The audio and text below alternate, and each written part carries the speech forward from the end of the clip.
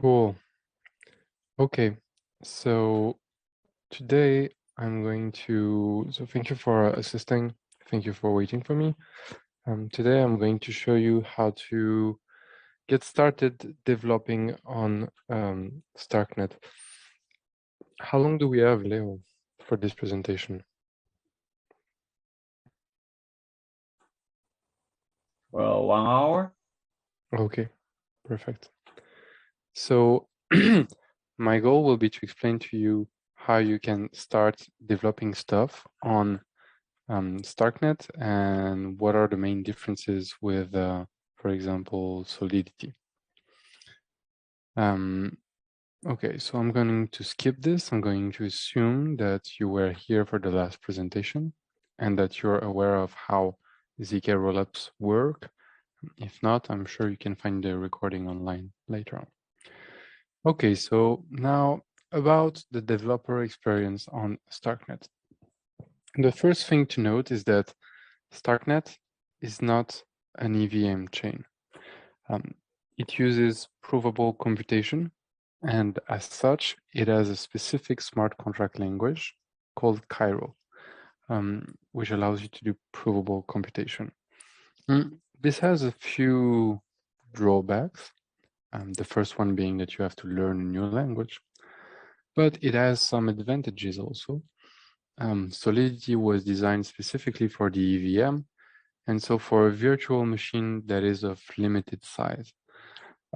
So it's kind of like if you, when you're writing Solidity code, you basically can execute it just on a very small machine, right? Cairo doesn't have this limitation. Cairo can execute arbitrary complex code. And so there are some limits right now in StarkNet in terms of how much computation you can do, but this limit may rise with the network a long time. So that's one big advantage. This slide is a bit outdated. We now have a Solidity to Cairo transpiler. So if you don't want to learn Cairo, you can use this, which is called Warp. And Warp is basically a tool with which you can compile your Solidity code into Cairo. So I'm going to share the repo here, and you can have access to it if you want to explore it. It's a good tool. So the way it works currently is that some things are available on StarkNet. Most things are available on StarkNet that you can have on Solidity. Some things are not, something very specific. So for example, you know, block.base fee doesn't exist in StarkNet, so we don't have it in StarkNet. But other than that, most things exist, right? Now, about standard implementations. If you're developing on Solidity, you're probably very used to using Erc20 contracts and Erc721 contracts that were developed by OpenZeppelin. And basically, the really cool thing with these contracts is that you can just take them and customize them and then deploy them, which is great. You on StarkNet were in the process of developing these things. OpenZeppelin is working on a set of Cairo contracts, of boilerplate Cairo contracts. And so there are, and they're working on it. They're not totally fixed now. You can use some of them in the, you can use some of them as is now, but make sure if you write production code that eventually you'll move to the more audited version and the latest version. So be mindful of this. While they're still not solidified, it's worth to update them regularly. Now, another important thing to note is that compiling code in Cairo and importing functions works differently than Solidity. Let me show you.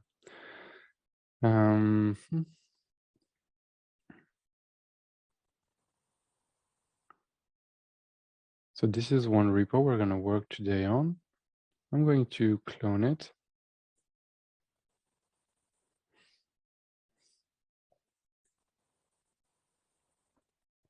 right? And then show it to you. Okay, so this is my repo, and these are my contracts. Oh, you can't see my repo, you can't see my screen. Wait a minute.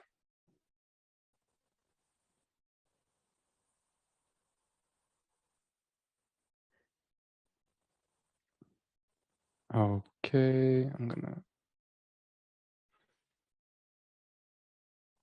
share my full screen. Okay, so now you should be able to see my my full screen. Okay. The way smart contracts work, so let's take this one, for example. Let's say the one ERC20 here, which was dummy token ERC20. You can see that in the contracts folder here, there are two types of ERC20 contracts. There is one called ERC20 base and one which is called dummy token ERC20. This one is what we call the base contract or a backend contract. And this one is an interface contract, or not an interface, it's a front-end contract. It's an implementation. So basically, the way it works is that all the logic of the functions, the internal logics, is programmed in the base file here. So there's one call here, like this function is entirely internal. It can't be called by other contracts. And this contract here, the front-end contract, will import these functions and use them inside his function that he turns into front-end functions. So these functions, they're marked as external. They can be called by other contracts. So one big difference with Solidity also is that you have one smart contract per folder. There's no notion of having, various contracts in the same file. So you have one smart contract per file. Inside of them, you can import other functions from other contracts. So here where I'm importing a base contract. And then inside my function, I use the internals. The fact that this contract has only internal functions and that this one has external functions is not enforced by the compiler. It's a programming convention for now, which is visible here, and you can see people discussing about it. Let me share. And you can see, and you'll see what people use for what reason. Okay. So be mindful of that.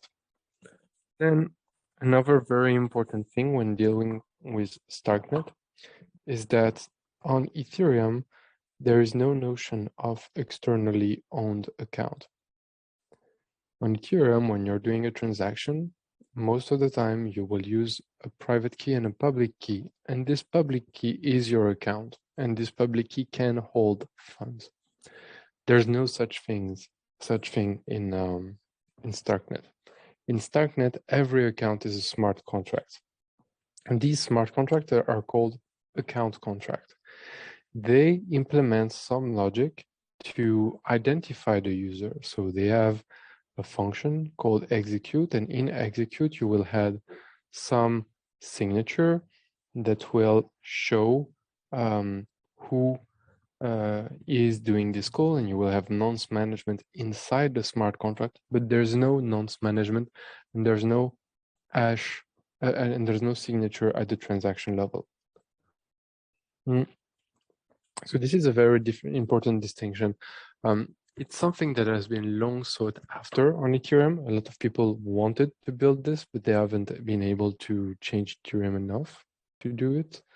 So we are lucky that we're coming after Ethereum with a few years of experience to build upon.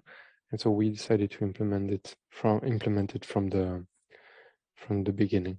This allows a lot of really interesting use cases that I invite you to explore.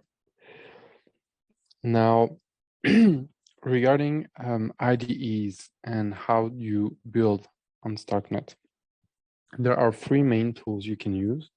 One is the StarkNet CLI. It works, but it's a bit raw. And then you have Hardhat, which is used with JavaScript, and Nile, which is used and written in Python. Today's tutorial is based on Nile, Both are very new tooling.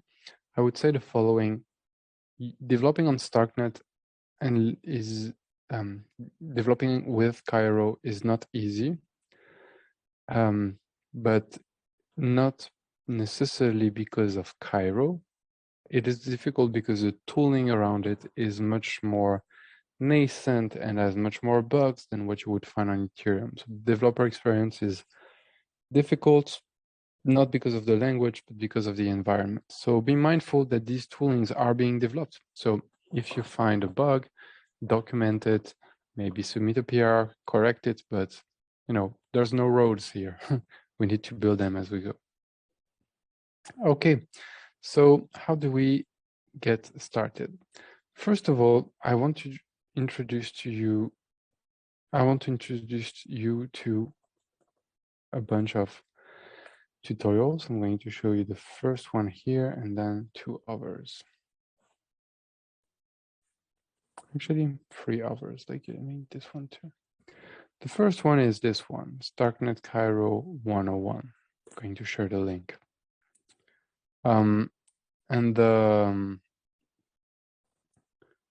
This tutorial is a tutorial where you don't have to write code. All you need to do is just read code and interact with the ecosystem. There is a long README here that I invite you to read. It will explain to you how it works. Basically, you will need to install a browser extension called ArgentX, which is here.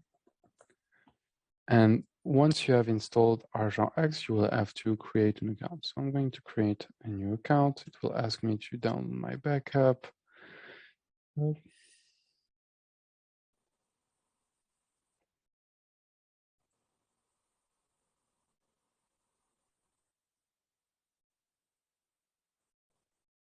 It's a testnet backup, okay? So it's going to deploy it. Once I have it, this tutorial is a set of smart contracts that are written here and the code of which you can read here, for example. And all of these tutorials, they're deployed on StarkNet. And each tutorial each exercise has a function that will credit points to you in the form of ERC20 points. See, this function here and this function here will give you points. The points are also deployed on StarkNet and they're here, right? So I can go here. And if I want to see my points in ArgentX, I'm going to just add a token here. Oh, it already appears, right? It's SC101.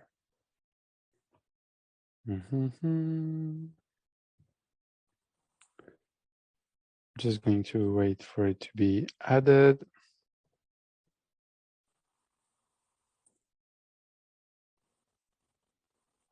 Okay, so I already have it in my wallet and I can see that I have 0 points so far. So what am I going to do? I want to collect points.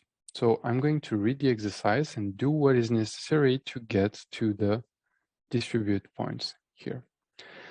Okay, so while reading it, basically you will get a lot of intuition as to how things work. Okay, so read the comments. It will explain to you what you need to do. And here, so these are the import directives. This is the constructor. There is not much to do here. Okay, so there is a function called claim points. What does it do? What are those things? Implicit arguments. Okay, it's written here, so I can read more about them here. Then what do I do? Oh, okay, so this line will read my address, the address of my account, and then it will simply credit points to me. Validate the exercise, so I can only do it once, and distribute points. Okay, so I just need to call this function to get points. Easy. All right, so here's the exercise one, and here it is, deployed. Once I'm on the interface here, I can see an interface here to read the data from the contract and another to write data to the contract. So, I just need to call this function and I should get points. I'm going to send this. Oh, something did not work. Ha, my wallet is not deployed yet. So I'm going to wait for a bit. Let's see.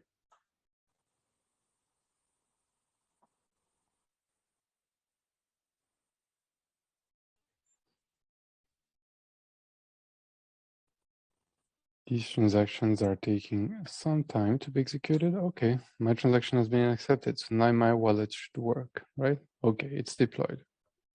I click on transact. And now my transaction should go through. Okay, I can now go and check my transaction and verify if it was when it is accepted. And when it is accepted, I should get points here. Okay. So I'm just going to leave it there. Let's go look at the second exercise. Okay, so this was very easy. Let's look at what happens in the second exercise. All right, so second exercise. All right, there's a bunch of stuff. Okay, I want points. What do I need to do? So it's reading my address. And now, okay, so it's reading a value from storage. So this is how you create a variable and you read from another variable. Okay, cool. So my secret value is compared to my value. What is my value? Oh, it's here. Okay, interesting. So for this function, I need to send a parameter. It's a felt. So in the previous exercise, it was explained what a felt is. So I invite you to read it. Okay, so basically it compares the parameter I'm giving here to a parameter it has in storage. And this is the equivalent of a require, so it means this should be equal. All right, so basically I need to figure out a way to read this value, and I need to call my function by inputting it here. Okay, so where is this? Okay, so this is basically an exercise to explain to you how to create the storage variable and how to make it public so that anyone can read it. So, okay, cool. This means that I just need to read the value and then call the proper function with the correct value. Let's try to do that. So what's the name of the getter? It's called mySecretValue. Okay, cool. So I'm going to go here, read contract. mySecretValue. Let's read it.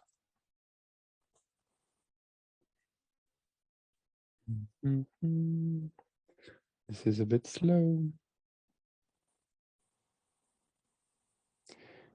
Okay, so it's 31020. Pretty cool. So now I should be able to call claim points here with my value. By the way, let's check before that. My transaction passed, so I should have points here. My previous transaction. Okay, I get 2 points. Now I'm going to complete this.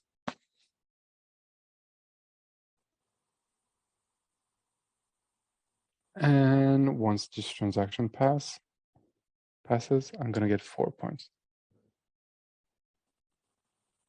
Okay, this was easy. And so basically, the whole tutorial is this. Each exercise is fairly straightforward if you come from the exercise before. So really, they're just, it's about reading them one after the other. Doing the first 2 exercises will be what takes you the most time, and then waiting for transaction will take you some time also. StarkNet is still a bit slow. It will get better, but for now, this is what will take you time. So I highly encourage you to do this tutorial if you want to get a feel of what the syntax of Cairo is. And while these exercises are very simple, these ones here are much more complex. But if you do them in order, they should be they shouldn't be too difficult to do. So I suggest you do them one by one. And by the end of this tutorial, you should have a good feel of how Cairo code is organized, how to read it, how to interpret it, and things like that. Okay? So that's for our first tutorial, the StarkNet Cairo 101. Are there any questions so far?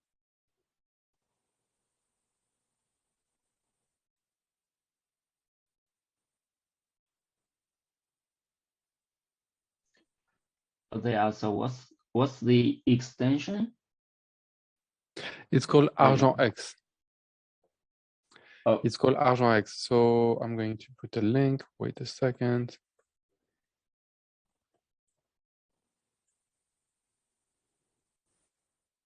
yeah, Argent X. Yeah, we can. Cool. Did you find it? Okay. Yeah, sure. I find it. It's yeah, I know it's Awesome. I don't know if there are questions what, from the audience or if I can help with something else. it Not seems yet. no question there. Okay, good. So that's all my. All right. So this first tutorial is basically about reading code. Now let me check. I don't know if Lucas is here, if he's been able to join. One of my coworker, Lucas, should be joining the conference. I don't know if he's in the waiting room.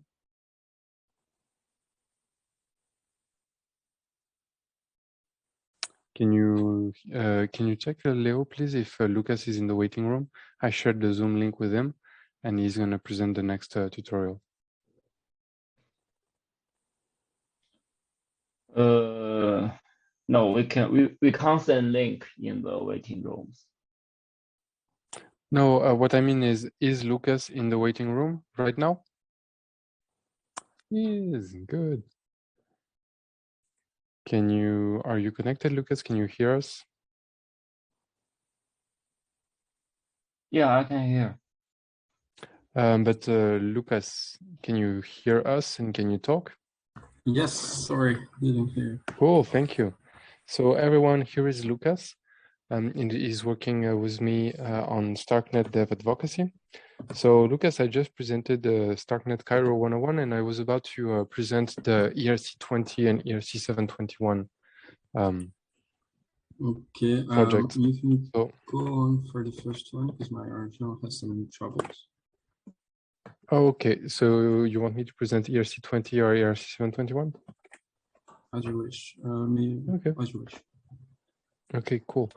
So, yep, I'm actually going to share my screen again. Cool. So now let's take a look at the ERC20 contract. So this tutorial, here's the link, is a bit different, but a bit similar to the first one. Basically, it works the same way in the sense that as you do some questions, you get and you receive some points. If you look at the contract address, it is here, right? And you can add it in Argent X right here, okay? Add it here. And I think it's already in my wallet, but you know, you can do it that way.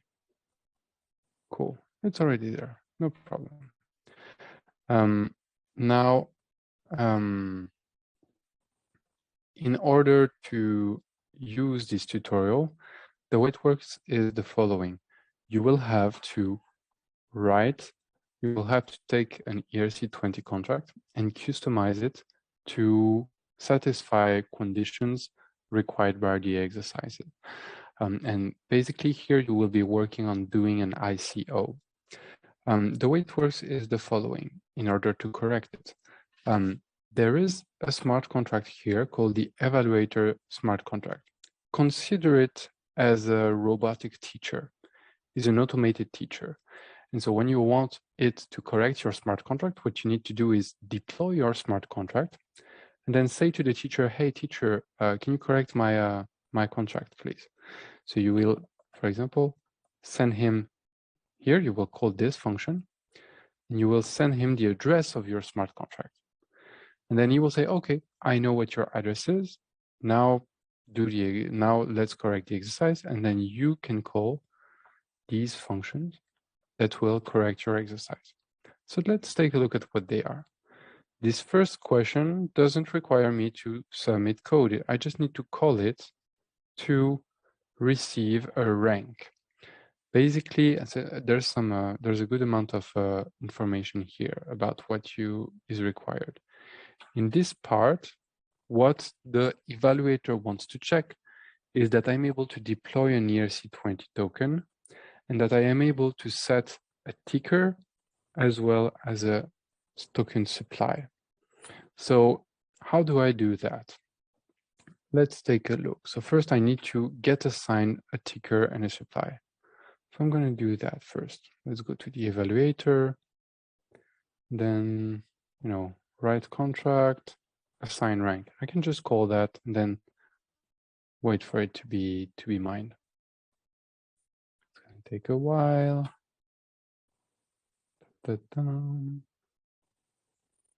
And the transaction is here. Let's wait for it to be mined and for me to be assigned a ticker and supply. Now, in the meanwhile, I'm going to take a look at what is in this following function. Okay, so what does it do? Okay, so it reads my address, and then it reads the supply and the symbol that was assigned to me. Then it retrieves the address of my deployed contract. So the contract I'm going to deploy, it reads where it is stored. And then it will declare a variable, and from my contract here, read the total supply. And you will check if the total supply of my token is equal to the expected supply, so what he assigned to me. Okay, so I need to create just as many tokens as you want me to. And then you will read the symbol by calling this function and verify that the symbol of the token I submitted is the correct one. Okay, fair enough. Then here you will check his address and he will read his balance in tokens from my token. Okay, so he's basically checking that this function is implemented. Then he will try to call approve to verify that approve is implemented. Then he will verify that it had an effect by reading the allowance here. Okay, cool. And then it's validated. Okay, so basically I just need to declare an ERC20 with the proper ticker and supply. Now, how do I do that? Okay, let's take the repo. So here, in the folder contract, I can see that there's a folder called token and one called ERC20. Let's take a look. So I'm going to copy this one actually. I'm going to call it ERC20 Henri.Cairo. All right. So how do I set the total supply? Probably I can do this here, right? I'm calling the constructor, and here I can set the name and symbol and initial supply. So probably what I can do is just, deploy this contract by setting the correct ticker and supply, and then I should be okay. So let's try that. How do I deploy a contract? How do I call the constructor? Let's take a look here. Is there any information on how to deploy a contract? On ERC721. Okay, so in this repo, I'm going to give you a shortcut. Here in deploy, there is a bunch in this file. There is a bunch of example of commands. So basically, I'm going to take one here, copy paste it, and then iterate from here. Okay, so Nile is the tool we're using. Deploy is to deploy a smart contract. This is the name of the contract. So my contract is called ERC20 Henri. So I'm going to put this here. And then here are the values I'm passing as arguments. And then the network where I'm deploying. So here, basically what I should do is add the arguments that are here. So the name, the symbol, the initial supply, and the recipient. So name, I can put whatever I want. So I'm going to call it Henri token. Wait, I can't pass this as a string. Okay, so something important to note is that when you're doing, dealing with CLI tools here, you should put everything, or at least most things, in decimal. Okay, so here I need to convert my ASCII string to decimal. Turns out there is a tool for that here. So, Python utils, let's do this. So I can do Python utils like this. Nice. So now I can do string to fields.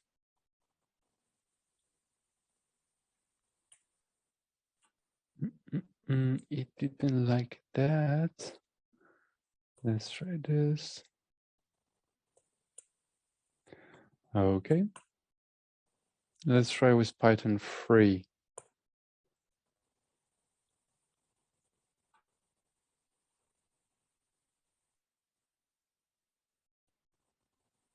This is better. Okay, so this is the felt. So I didn't mention it because it's in the first tutorial, but a felt is basically an integer, but instead of going to 2 to the power of 256, it goes to 2 to the power of 251.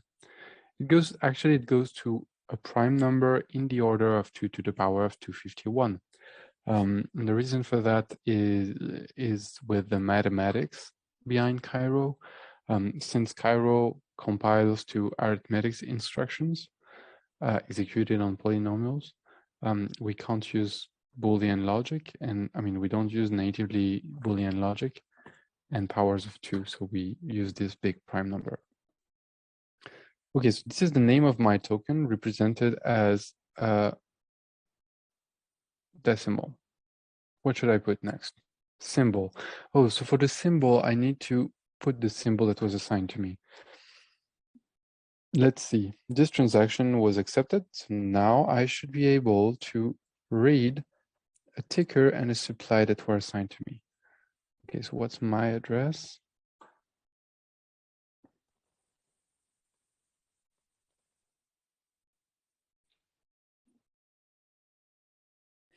Okay, so that's the supply I should have.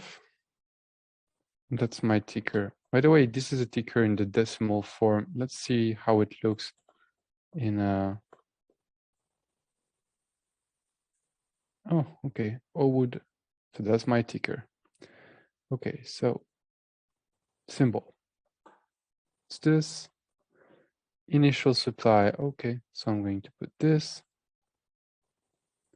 And then recipient. Okay, so recipient, it's me. Let's see if this works. All right, so it won't work, but let's see why. So, okay, let's try to execute that command and deploy the contract. First of all, I didn't set up the environment. Yeah, true. So something really important to note is that setting up your environment, this part here, is the most important and the longest thing that will the longest thing that for this tutorial. Once you're done with setting up the environment, you should be able to do this and to have Nile do something, and it should work. So here, I'm going to try to deploy my contract, and it's not gonna work. Why exactly? No such file or this directory artifacts Erc20 and read.json.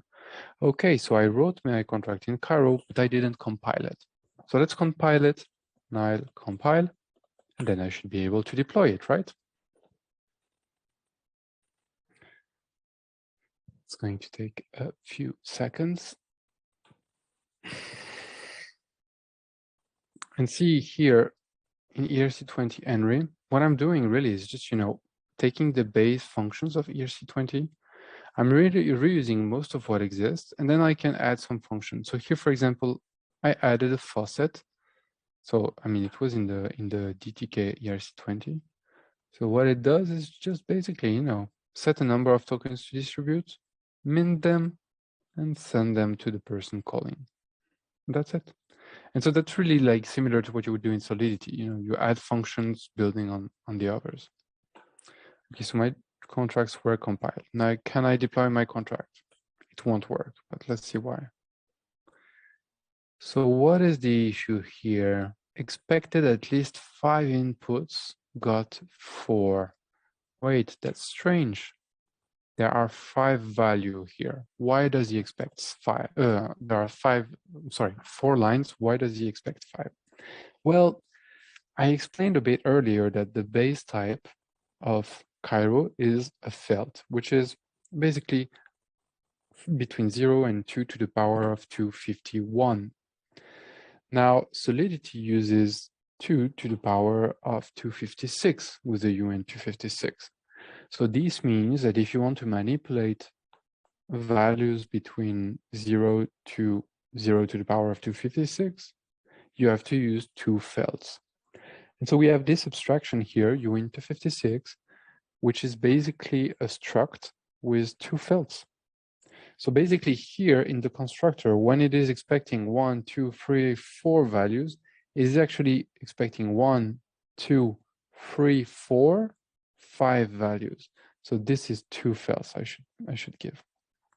So in my command here, this is the, so both values should be the first 128 byte or the second, or the least significant 128 byte or the most significant 128 bytes.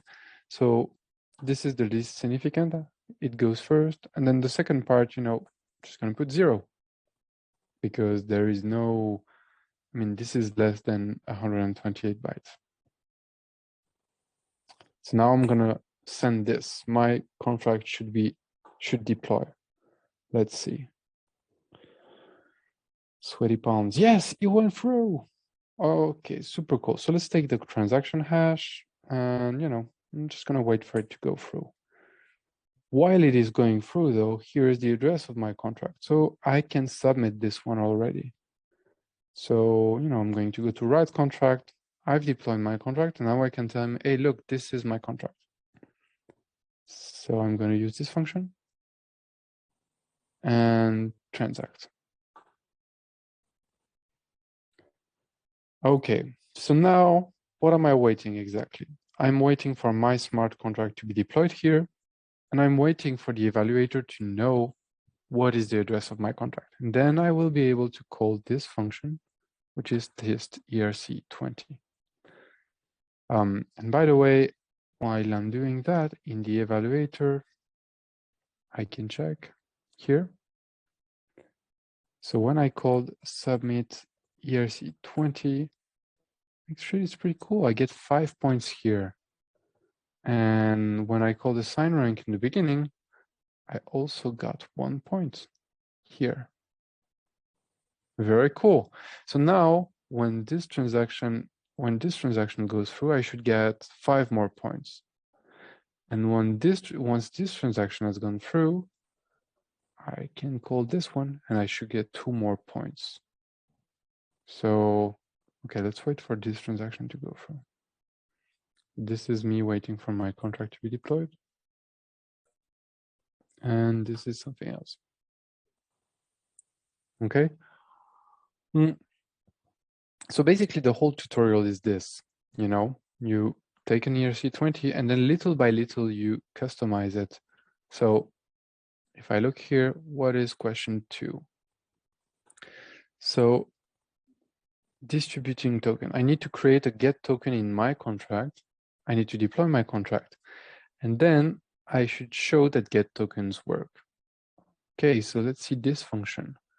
It's here. So what does it do? It reads my address, it retries my my exercise, and then it calls get tokens. Let's get tokens, which is an internal function. Let's see. It's here. So what does it do? Okay, it reads the address of the evaluator. It reads the balance of the evaluator, and then it tries to call a function called get tokens, and it expects to see the amount received. So now it checks that this amount is not 0. This is an operation to check that this amount received is different than 0. And then actually, it's actually to check that 0 is lower than amount received. So, and then he's going to read his balance again, and he's going to check that the final balance and the initial balance are different by the amount received, which is what was expected. Okay, cool. So basically, I need to implement a faucet here. Okay, so maybe I can repurpose the faucet I saw here. Right. And then, I'll call it get tokens. And here it returns success. Instead of returning success, let it return amount. That should work.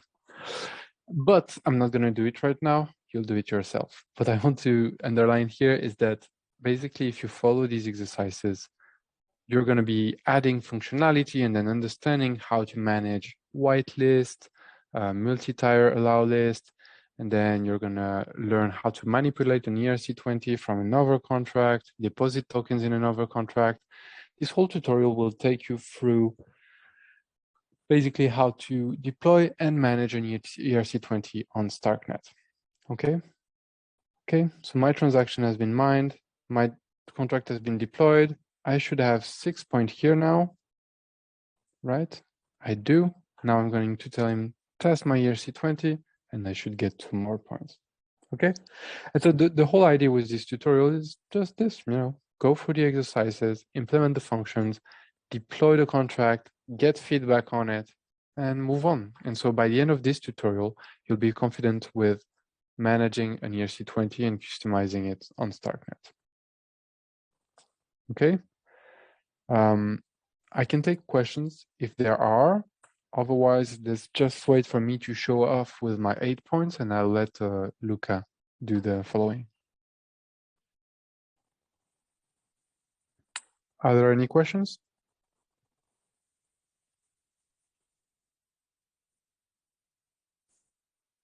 There's a question about the Emacs extension. Is there going to be Emacs?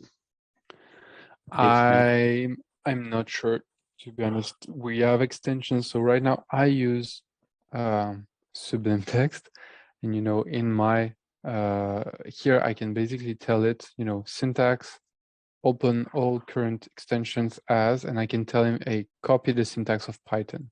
So I use the same syntax for my IDE than Python, but and I'm sure you can do in a lot of editors. In VS Code, there's an extension. For Emacs specifically, I'm not sure.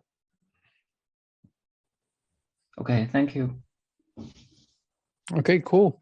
So this was a tutorial on ERC20. We also have another tutorial on ERC721. Do you want to present it, Lucas? Sure. So let me share my screen. So the ERC721 tutorial kind of looks the same as the ERC20, though it manipulates NFTs. So let's start. We assume that you now have a running environment. If you don't want to spend time, you can use the Docker containers. But let's start. So let's see exercise 1. So it says create an ERC721 token contract, and there's an implementation provided as a base. So let's see what it looks like.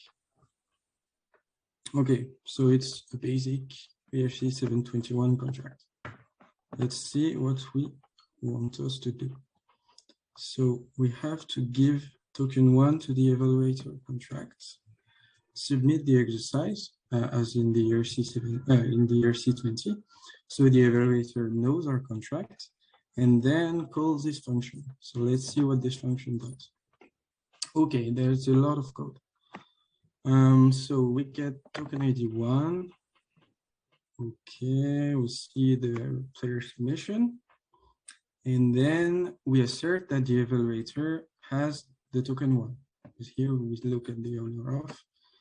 There's the first assertion.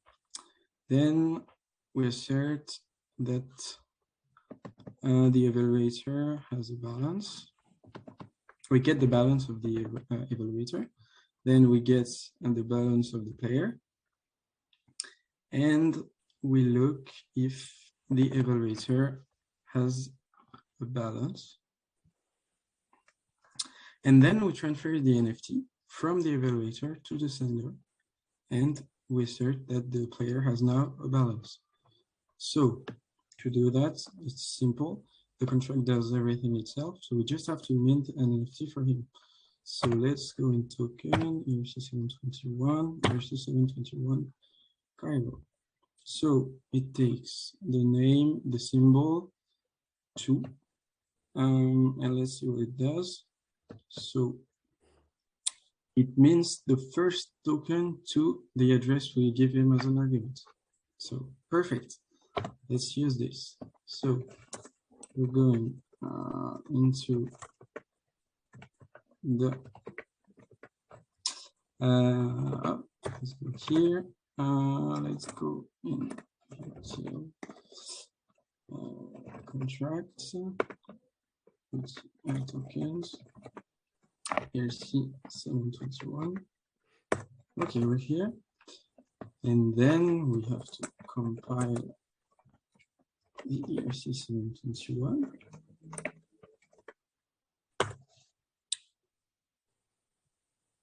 Okay, it doesn't work. Why?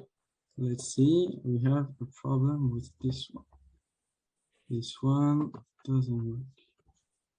Erc contract token. Alright, why does it? Strange. Let's see.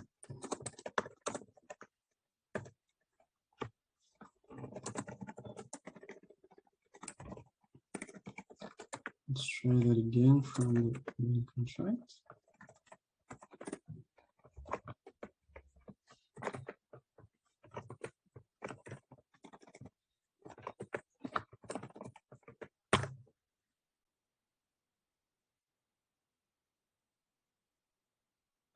Okay, it works. So we have to be in the main directory to compile the contract.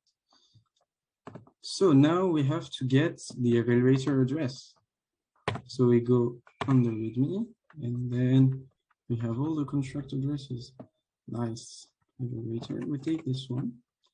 So for the name, I don't want to bother giving it a real name, so I'll just do 1 and 1. So we deploy the Erc721 with our for the name. We say let's do 1 because we don't want to bother.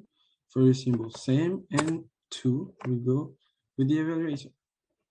Okay, and now what we can do, because we don't want to spend too much time waiting for dump transaction, we can import from the evaluator.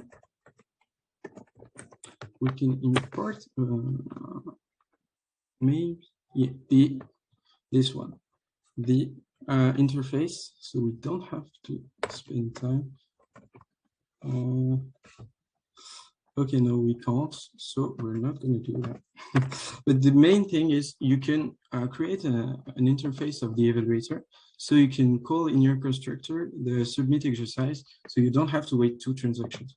Right now, I'm not going to do it because it's going to take too much time, but let's deploy the contract with this. We specify the network. And then we wait for the transaction.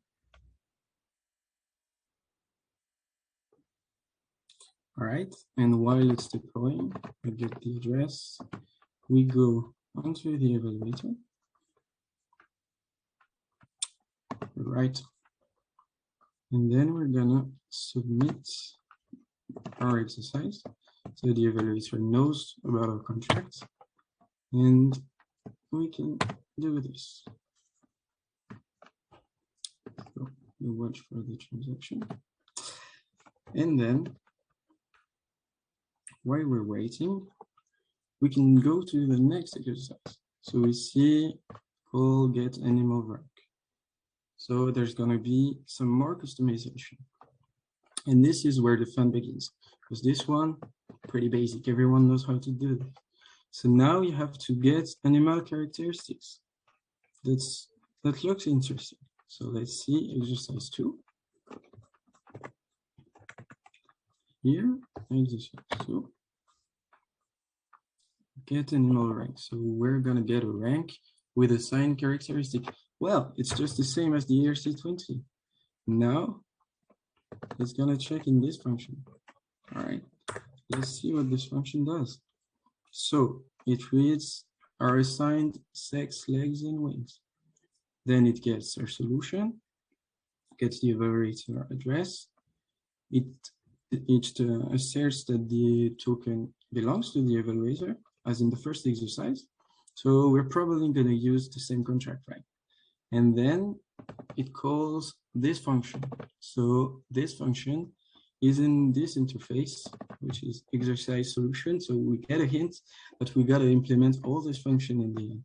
So let's see, get animal characteristics, takes the token ID and returns a few characteristics, right? So we're probably going to have to implement this function and return what we're going to get assigned in the function. And then what it does, it asserts that it's equal, pretty logic. And then if everything is fine, it gives us points, right? So now what you have to do is that, only that, follow the exercise, implement the functions with the same name, obviously, and then everything is going to be fine. So let's see if the transaction was accepted. Pending. So pending means it's accepted, but it's pending for a block to be mined. So it's going to take some time, probably a few minutes. And then what we can do is call this function, which I'm probably not going to do in front of you because it's going to take some time, but you can do it and then get your points, and you can tweet about it, and you can tag Louis and he will be happy to retweet. So here I'm going to do that just to show you. And here it's the waiting time. So basically that's it for the ERC721. If you have any question, don't hesitate. Yeah, don't hesitate. Thank you. If you have any question. So I saw in the chat there was a question by Ashlord regarding fees on StarkNet. I posted a link that will explain how fees are calculated right now. What you have to have in mind basically is that storing value on StarkNet will be relatively expensive, kind of like Ethereum, but doing computation will be very cheap. That's this. Okay, so we've presented you 3 tutorials, 1 to learn about Cairo, 2 to learn about ERC20 and ERC721. I want to showcase you really quickly one other tutorial we have, which is about bridging between StarkNet and L1, because the other ones are showcasing things that are specific to things that you can do on Ethereum, and bridging is where the magic starts, is when you get to really do cool things with StarkNet. So let me share my screen real quick. Okay, let's go. And so the way this works, to sum it up quickly, is that, when we think about bridging, most of us think about money or assets. You're bridging ETH from Ethereum to Solana. You're bridging NFTs from Ethereum to Polygon. And, that's where, when you think about bridging, it's only about bridging assets. You only think about money, of things of value. But we could build more bridges. You could merge more things. You could bridge permissions, for example. If I have permission to do something in Ethereum, I should be able to do something else on StarkNet. Or maybe I could bridge computation. I could execute something on one chain and then send the result of that computation to the other chain. I could bridge instructions. I could say, hey, do this, I could say on chain A, do this on chain B. And so there are a lot of bridges to build, really. And what we decided is to build none of these. We decided to build a building block where you, the users, the developers of StarkNet, can get to develop your own bridge. So basically, we only have one mechanism that is about bridging data from one chain to the other. When you're using the StarkNet messaging bridge, you're not bridging assets, you're bridging data. So you're sending messages from one chain to the other. And on both ends of the spectrum, you get smart contracts that are able to interpret this data, make sense of it, and execute some kind of action. The way it works is the following. When you want to send a message from StarkNet to Ethereum, first of all, you will use a specific function called sendMessage to L1, and you will just allocate an array of data, of value, and this you can define it arbitrarily. You will define your own cross-layer protocol, and you just use the function, the address of the contract you're sending, then the payload side, and the payload. So once you've done that, you trigger this function. The data is visible by StarkNet, and it has a status. So basically, what happens is that these messages, they're transmitted when the proof of StarkNet is sent to Ethereum. So this takes some time, but basically, while your message is on StarkNet but not yet on Ethereum, its status is sent. Once it is on Ethereum but has not been consumed, it's kind of like if you sent a letter and it's at the post office, waiting to be picked up. In that case, it's in state pending. After that, it's in state consumed, meaning that somebody came at the post office and picked it up. So a smart contract came and consumed the message. And so this is basically how this works. All messages are received on Ethereum.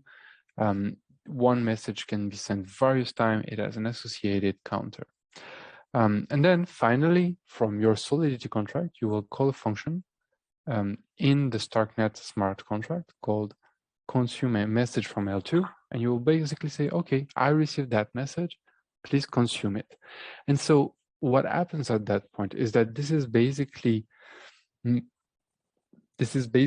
a way for you to verify that indeed a message was sent to your smart contract and from StarkNet.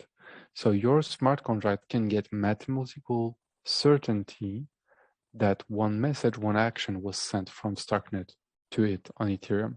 That's how you enable cross-chain communication. And inside that message can be a payload, like we saw before. Who should receive what token? So the address of the token, the address of the person, the amount. It can be whatever you want, really.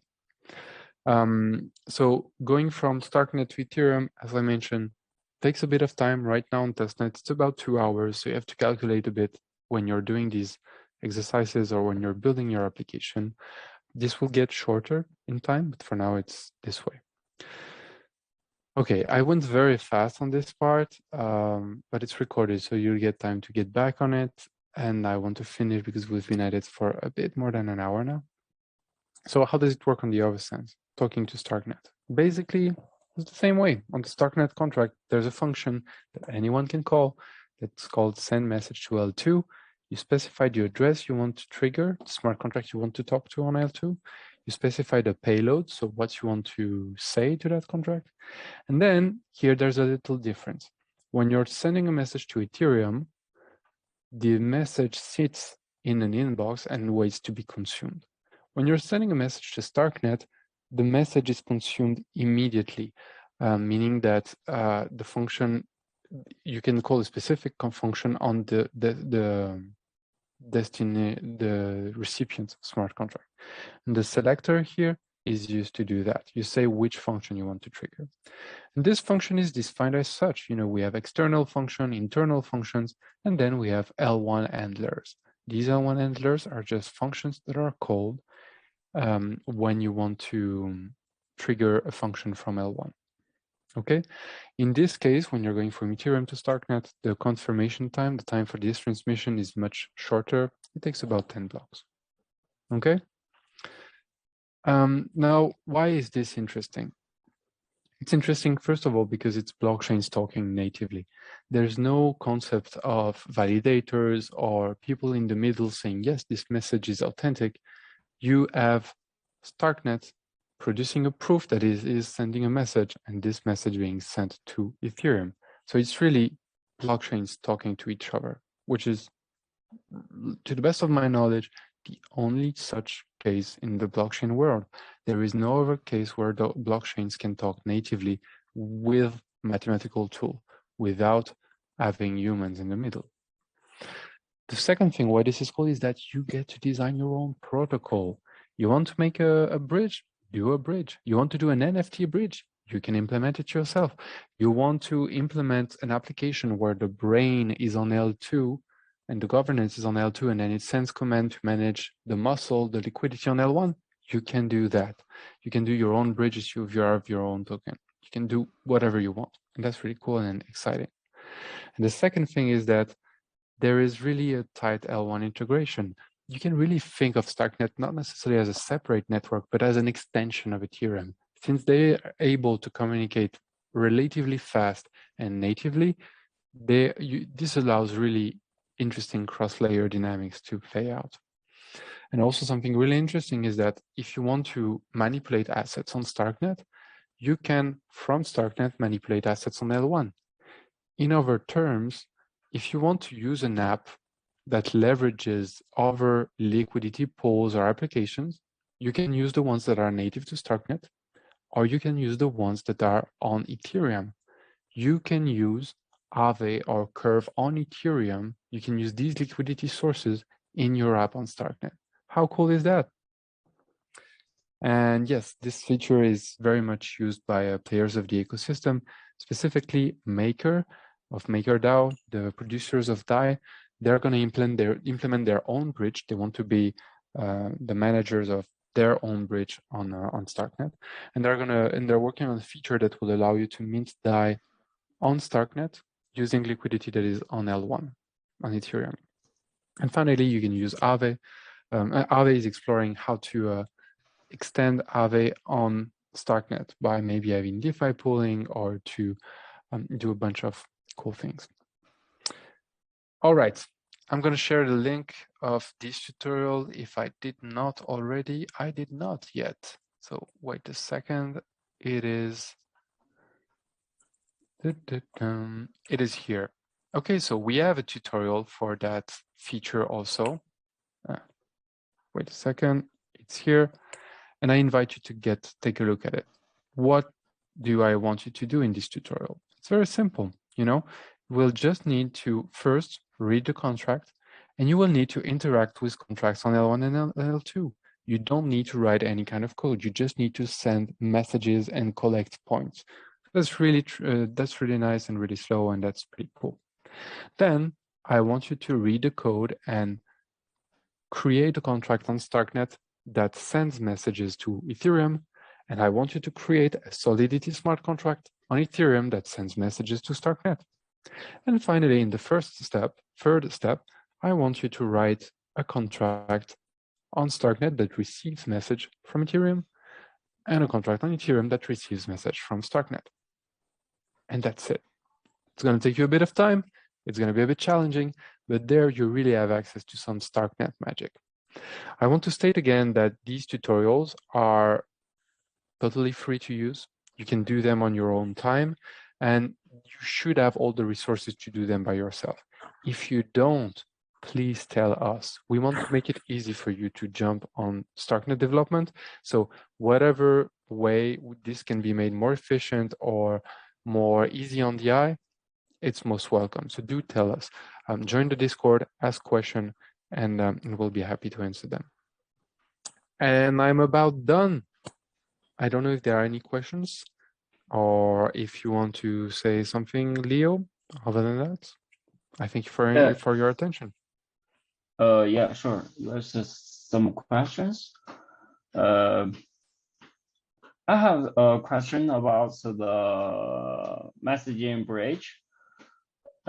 Is there any chance the message the messaging can be intercepted by a third party?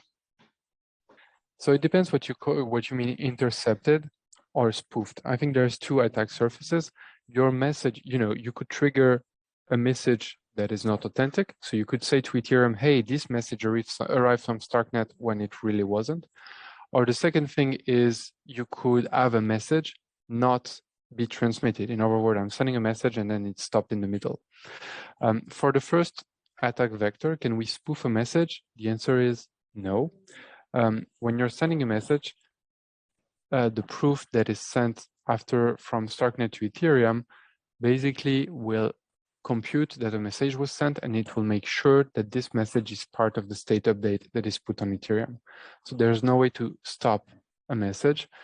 And the only way to add a message is if there's a proof associated to it. So the only way you will have a message appear is if there's a valid proof associated to that message.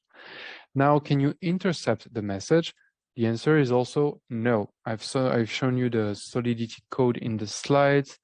Let me check real quick.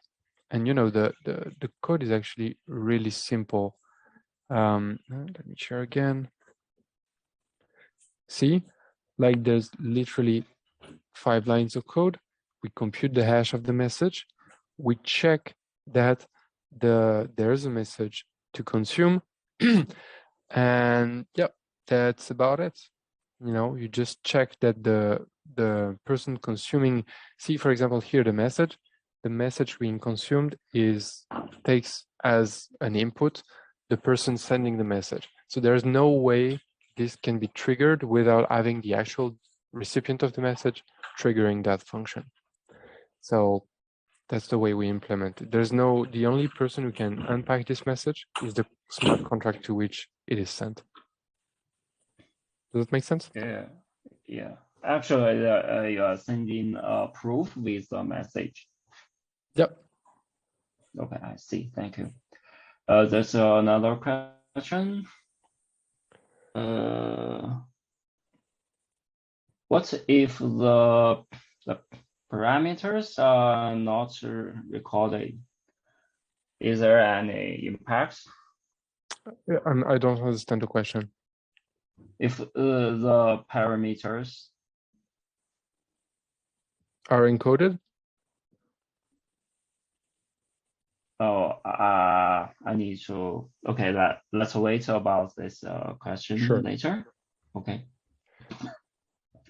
Can layer 2 implemented on other chains, other non-EVM chains? No, for now we're just on Ethereum, and for now we're just tethered to Ethereum. It could be compatible with other EVM chains, but this requires efforts and tooling. And right now we're very much believer in Ethereum, and that's where most of the activity and the users are. So we're focusing on Ethereum. Okay, thank you. 刚才问了2个问题，一个就是一个桥接的安全性的问题因为桥接的时候就需要通讯的时候要传送它的这个证明，所以说它需要用这个证明来证明它的这个原始的数据的可靠性，所以说它不会存在这种通讯的时候被第三方劫持这样的情况，所以安全性会有很大的保证，也不需要信任第三方，就是你通讯的时候你需要携带这个 proof。那另外一个问题就是刚才的 Layer 2是不是能在 EVM 非 EVM 上呢？现在主要还是在以太坊上，没有在其他的链上。Is there any bridges between StarkNet with other chains, other layer 2s or side chains like Polygon or Arbitrum? So right now, no. Now, you could imagine having that. Basically, since StarkNet, its computation resolves to a mathematical artifact, any other chain could do this math. So we could imagine something more intricate than this. But for now, we only talk with Ethereum. We're only connected there. Okay, right, good. 现在刚才有没有这个 StarkNet 和其他 Layer 2的跨链？现在还没有，现在正在未来会部署一些其他的这个 Dapp 这些的桥接的工具。二层合约参数没有被公开。Still about the parameters, it means if the parameters in layer 2 is not public, is there any impact? Are they going to be affected? So you're asking what happens if the contract is badly designed, right? Yeah, probably. Not open source, it means, right? Yeah, well, I mean, what if the contract argument isn't recorded? What's the impact? If a message, okay, so I think I get the question. What happens if a message is sent on L2, and on L2, since it's executed immediately, what happens if there's an error there? Well, nothing happens. The message is stuck and it stays in limbo indefinitely. 所以说这个应该是没有什么太大的影响。